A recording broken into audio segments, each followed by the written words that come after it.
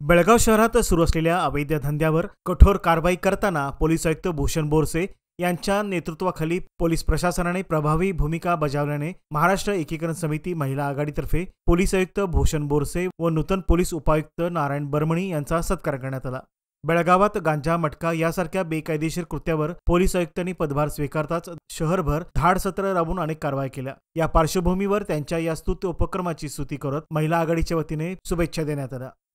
यावेळी शहरातील इतर काही भागात अजूनही गांजा व मटका तस्करी सुरू असल्याची माहितीही महिला आघाडीतर्फे त्यांना देण्यात आली। तसेच आगामी गणेशोत्सव लक्षात घेता मंडप खुले ठेवण्याची आणि महिलांच्या सुरक्षेसाठी अतिरिक्त उपाययोजना राबवण्याची विनंती करण्यात आली। सत्कार प्रसंगी महिला आघाडीच्या अध्यक्षा रेणू किल्लेकर, सरिता पाटील, सुधा भातकांडे, माया कडोलकर, वंदना बेळगुंदकर, रूपा नेसरकर इतर पदाधिकारी आणि सदस्य उपस्थित होते।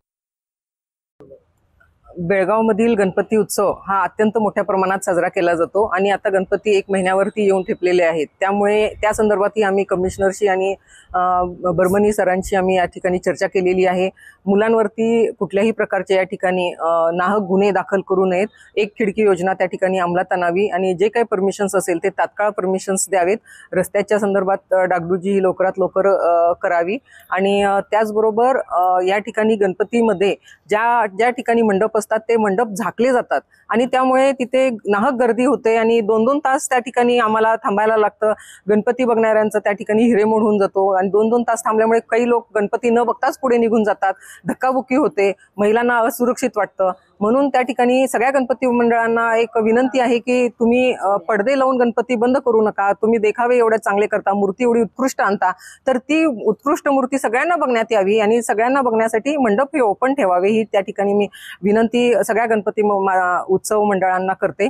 आणि या ठिकाणी आम्ही समस्त महिला वर्ग, महिला आघाडी आणि महिला नगरसेविकाच्या वतीने या ठिकाणी अभिनंदन केलं कमिशनर सरांचं की त्यांनी जे काम चालू केलेलं आहे ते चांगलं आहे आणि मराठीच्या संदर्भात सुद्धा आम्ही त्या ठिकाणी त्यांना मागणी केलेली आहे की तिन्ही भाषेतून त्या ठिकाणी फलक राहावेत। ज्या ठिकाणी आम्हाला समजायला पाहिजे, मराठी माणसांना समजायला पाहिजे कमिशनर ऑफिसला आल्यानंतर कुठे जायचंय, महानगरपालिकेत गेल्यानंतर कुठे जायचंय, महापौर चेंबर जे प्रथम नागरिक आहेत त्यांच्या चेंबरवरती जर पांढरं कागद लावून त्यांचं नाव चिटकवण्यात आलं ते त्याचा निषेध आम्ही त्या ठिकाणी केलेला आहे आणि सगळ्या भाषेतून या ठिकाणी आम्हाला माहिती पुरवली जावी अशी मागणी या ठिकाणी केलेली आहे। आज आम्ही कमिशनर आणि डीसीपी ना भेटायला आम्ही सर्व महिला आघाडीच्या कार्यकर्त्या प्लस माजी नगरसेविका यांच्या वतीने आज त्यांचं अभिनंदन करायला आलो आणि त्यांना वेलकम सुद्धा करायला आलेलो आहोत।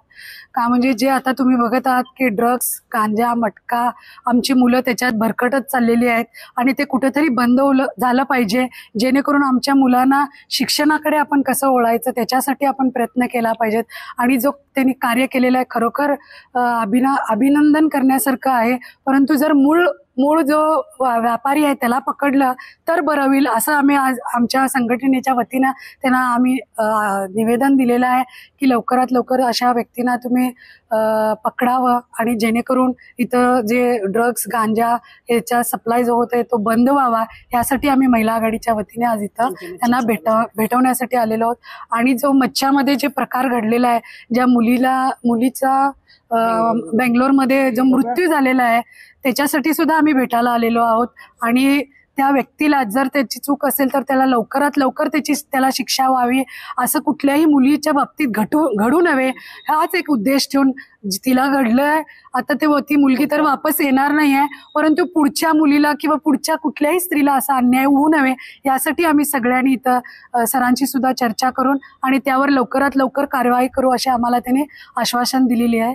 एवढंच तुमच्या माध्यमातून मी सांगते।